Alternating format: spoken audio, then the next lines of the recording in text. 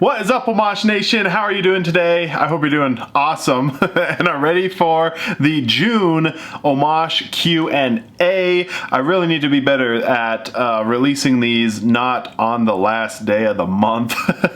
And it is late right now because typical Omash fashion, I'm procrastinating this and doing this way later than I should. That's why we got some dark light vibes once again with this lighting. But hopefully you guys are excited. I do have a bunch of good questions today, thanks to you guys, so let's just get going.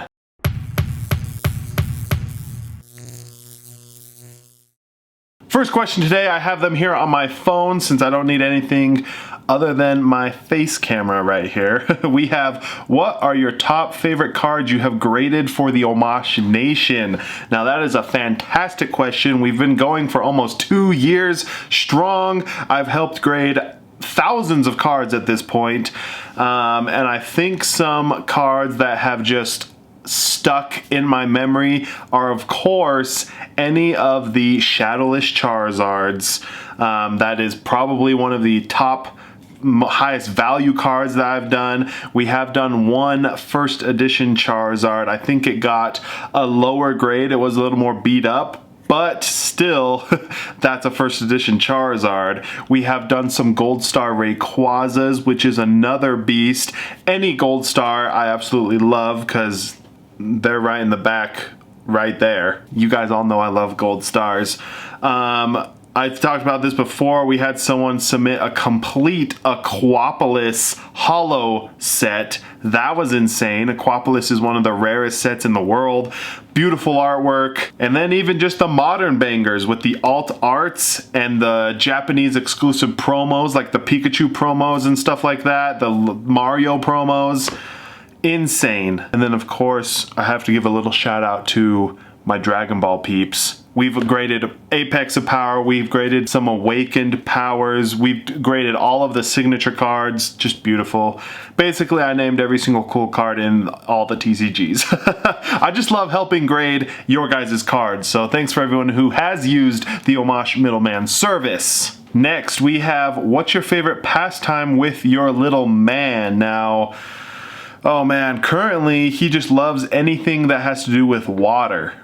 He loves splashing around in the sprinklers. We have a couple little inflatable pools that we can blow up in the back. We have pools near our house, and he loves jumping and doing big splashes, biggie splashes as he would say it. But I think one of my longest fave things that we've done is shoot hoops. We got him a little, basketball hoop, and he's always loved shooting around, doing slam dunks and stuff, and so love shooting hoops with my boy. Next up, we have Weiss Schwartz, Pokemon or Dragon Ball. If you had to get rid of one, which one would it be? Why you gotta do it to me like that? Honestly, I want to say Weiss Schwartz because it's the one I collect the least, but I might have to say Dragon Ball because Weiss Schwartz is just an anime card game, CCG, TCG, whatever you want to call it. So if Dragon Ball's gone, then Weiss could pick it up and make a 6 set with that. So that's what I'll say. Dragon Ball's going away. Sorry everyone back there.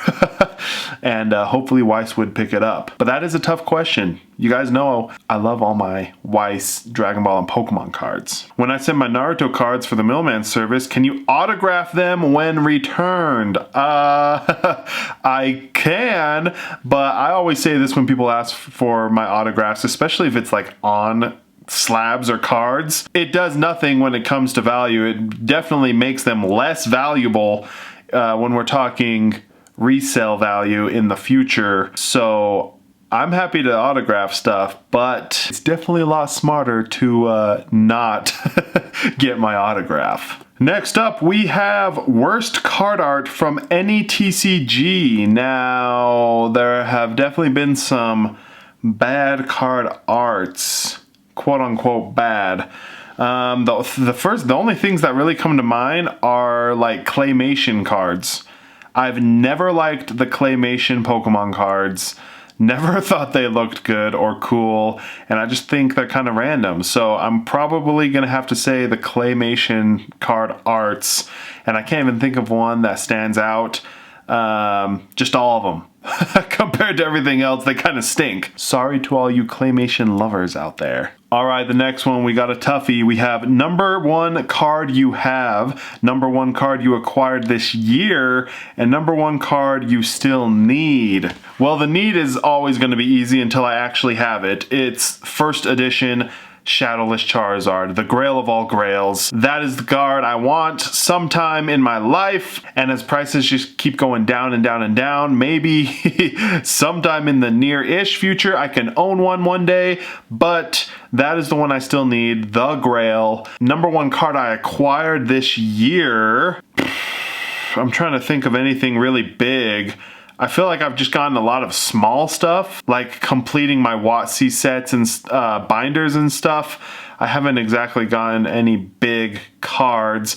I guess I can say this, I have obtained 2 of the Naruto CCG Grails. It is the Naruto Uzumaki Nine-Tailed Cloak card from the last set ever released. It is the grail of all Naruto, and I own 2 of them. One I graded myself, got a 9.5, and one I purchased as an MNT 9, and they're pretty pricey cards, so I will say that's probably the biggest one that I've gotten this last year. The last gold star I got was the gold star Groudon. That was a pretty big purchase. I think I got that for Christmas. And then I've gotten some bigger Weiss cards, like I completed the Attack on Titan first set SPs, but yeah, nothing too crazy. I need to spend my money a little wiser. But then the number one card I have, that will always be until, I mean, even if I had a first edition Charizard, I'd probably still say this card. It's the PSA 8 Gold Star Pikachu, just because I was new-ish to Pokemon collecting, being back to Pokemon collecting, and my wife got me the Gold Star Pikachu for Christmas as a gift, and it just holds too much sentimental value at this point. Plus, it's a freaking sick card. So that is my number one. Awesome question, though. Next up, all-time favorite water type that you would actually use in a battle. Now, that one's easy. Of course it's going to be Blastoise. Blastoise is the best water Pokemon of all time. Let's other water types that can even try to compete in my eyes. Maybe Gyarados. Gyarados is a beast. If Lugia can count as a water type, because, you know, he can use attacks like Ice Beam, Hydro Pump, stuff like that, right? Lugia would be a top pick as well, but my boy Blastoise, it's got to be Blastoise. Next, we have a contending question. We got PSA or CGC. Now, you guys know I have always been a fighter, a backer for CGC, because CGC has gotten so much hate since day one. I do like CGC, but when you're comparing it to PSA wins. I mean, it's the company that got me hooked into grading Pokemon cards, or just grading cards in general. It's probably about 90% of my whole collection, PSA.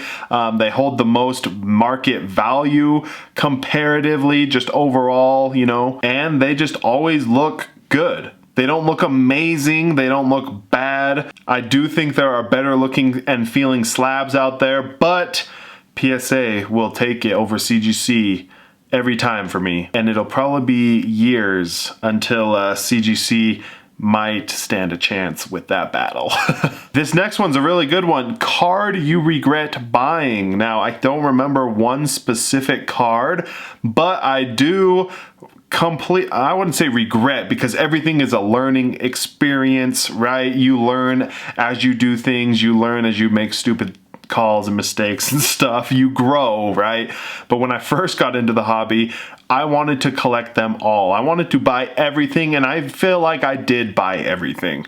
And honestly, it was a stupid move. I should have just really sat down and realized and thought what I wanted to get, what I wanted to collect, what I wanted to own, because I spent so much money on things that I just ended up not really caring for, not wanting, and then I sold them off, And if I didn't spend all that money, I could 100% have all of my WOTC sets completed that I want, probably have all of those gold stars that I want as well, and a few of the other collection goals that I have. So yeah, it's not that I regret being naive because I've definitely grown and become, you know, the collector I want to be as of right now, thanks to those early times. But I guess I can say I regret being foolish and thinking that I would and could collect them all, because it's just impossible. Oh, this one goes hand in hand with that. If you had to start over on collecting only Pokemon cards, what set would you first complete? Kind of going with that. I would 100% complete my Gym Heroes Gym Challenge because it's my favorite sets of all time. And I feel like I've said this for the last little while. I just need to finish it already. I need 3 more cards to complete that set, Gym Heroes Gym Challenge. They're all on my wall right there. I love it so much, but that's what I would go with first. And I would not buy anything other than working on some bigger goals if I had to start all over again. Now, the next one. Did it hurt when you fell from heaven? Young Punch Man always being silly with the jokes. I appreciate the compliment, but you know, I'm just a normal guy, nothing special. No reason to think of me as some glorified being that came straight from heaven. Even though we all came straight from heaven. Does pineapple belong on pizza? This is a heated debate, and my hot take is yes. I love pineapple on pizza. It's actually what I get most frequently. But I do not get pineapple and ham. I do not like ham. I get pineapple and pepperoni. And before you talk crap, give it a try. It's delicious. Which is your favorite TCG? Now that's a good one because you guys all know I kind of have my hand in everything. But the easy one is Pokemon. It's definitely what I have the most. It's what I'm gonna continue to collect the most, but I do enjoy everything so much. It's just so fun that collecting and cards has such a big space in the world now. I absolutely love it, even though my wallet and bank account do not love it sometimes. But yeah, Pokemon for sure. Just holds the most nostalgia when it comes to cards, and we all know Pokemon's just gonna kill it, and Pokemon's gonna be around forever. So many, many years of good times to come with Pokemon. With all the TCGs you dabble in, how do you choose what to focus on and what to let go? Oh, this one's a tough one because I feel like I have no rhyme or reason. I don't have any set rules. It's basically just what I'm feeling. Sometimes I go through my collection, I take things out of their cases and just flip through all my cards and stuff and just realize I don't need this. I don't want this. I want something else. I want to achieve other goals. And so I kind of make some rash decisions and sell a bunch of stuff.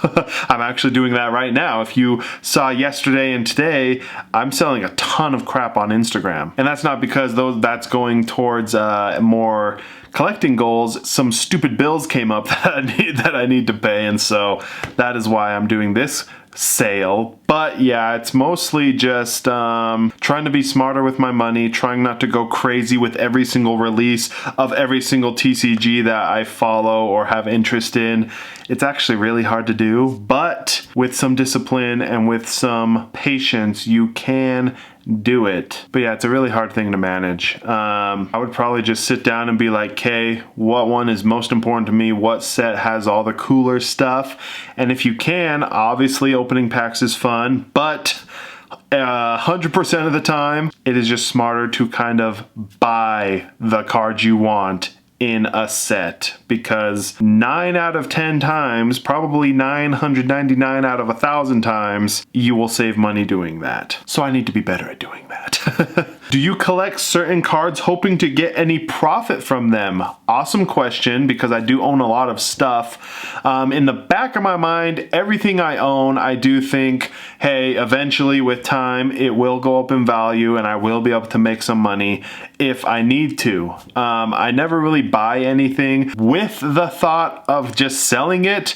The only thing I would kind of do that with is my sealed collection. I have every single booster box of the new Digimon cards that have come out. I have a sealed one of those, all minty, just, you know, to keep sealed. I have all of the modern Pokemon boxes sealed up, one copy. All the stuff that I've opened on YouTube, just kind of like a little collage of my YouTube journey. That's why I started that.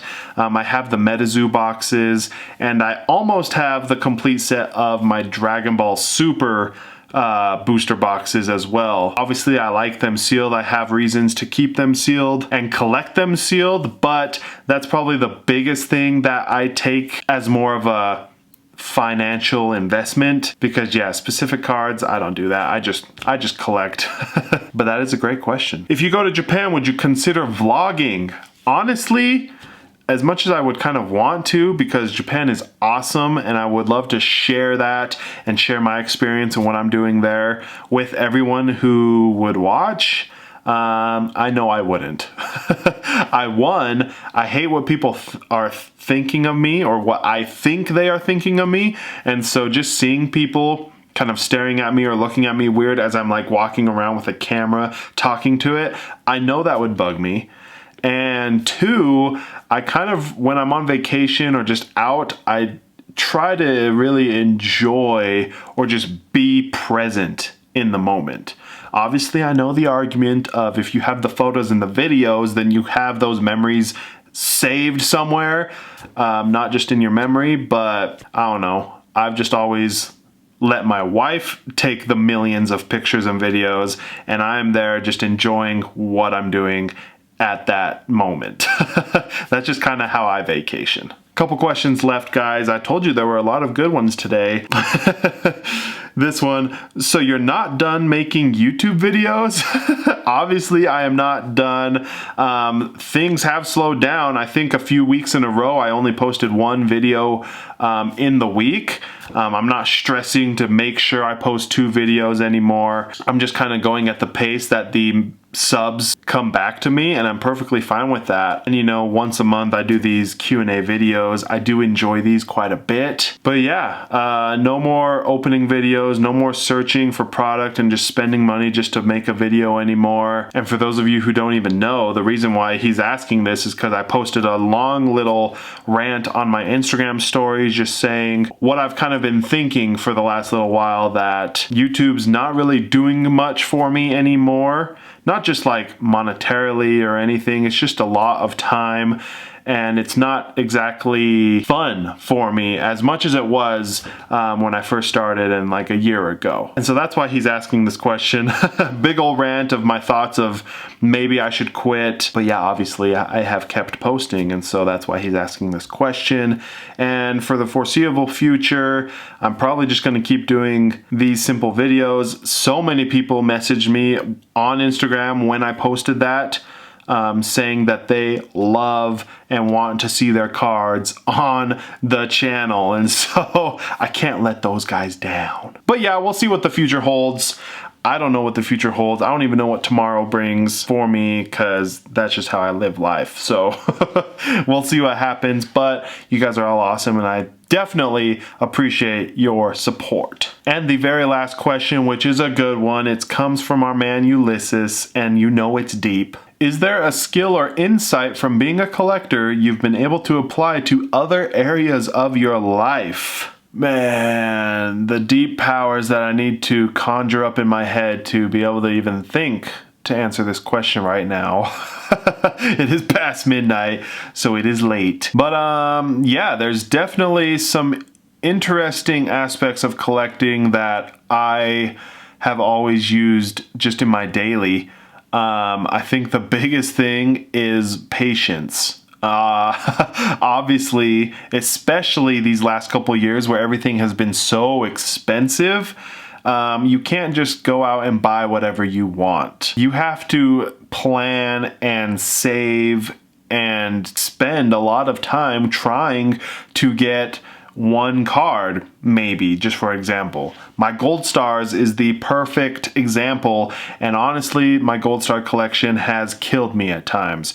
I am a person who, when I want something done, when something comes into my mind, I go and do it. And it's literally taken me over 2 years to not even complete my Gold Star collection. I have 8 cards left and I don't even know when those 8 cards will be acquired because they are so expensive. But patience, just like it takes time and patience to save up for a card that you want, we have to deal with stuff in our daily life all the time that requires a good amount of patience. No matter where you are, grocery store, in the car, working, dealing with other people, patience is definitely the biggest thing. And luckily, for the most part, I'm a pretty patient guy. Another thing which I honestly am not good at, I wish I was better, but it kind of has to do with the patience thing, is just money management. Obviously with YouTube, especially in the early days, I would spend so much money just because I felt like I needed to post a video. I needed to open cards.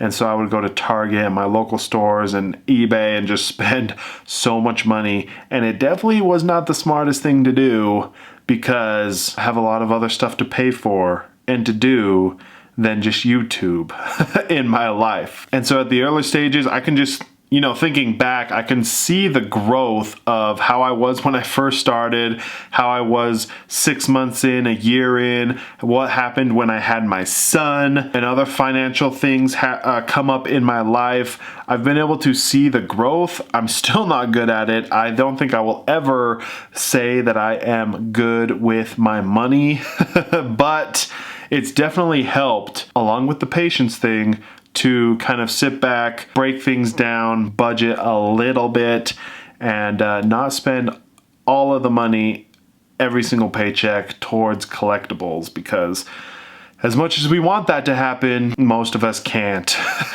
let that happen. But yeah, guys, Pokemon, Dragon Ball, collectibles, whatever it may be, it's all for fun. It's all to bring some happiness and joy into every single one of our lives.